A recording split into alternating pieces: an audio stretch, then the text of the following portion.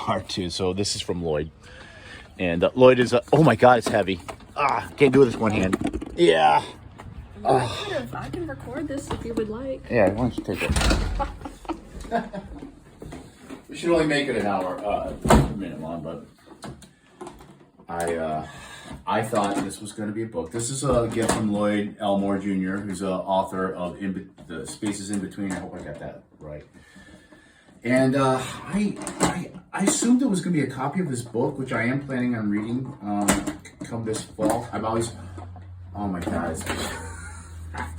Wow, look at that. Look at this. Oh my God. Oh my God. Look at these. Look at the inlays of the keys.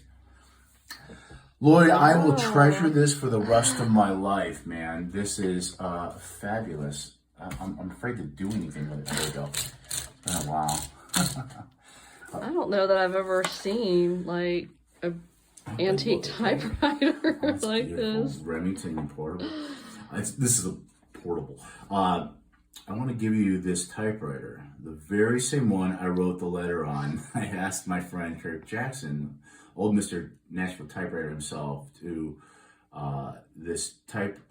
himself to type her squared away and cleaned up. Now it's yours.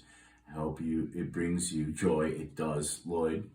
And I hope that when you look at it and type on it, you'll think of me and how you help this dreamer make a dream reality. Plus, I believe every writer should have a typewriter. Yeah, I think you're right. Your friend and brother in words, Lloyd. Elmore Jr., thank you very much, sir. I am touched. It's beautiful. I gotta learn how to use it. I haven't typed anything since I was a kid.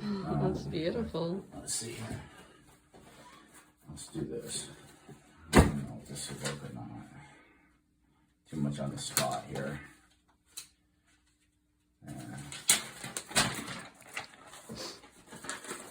It's been a long time. Now, when I was I think in junior high.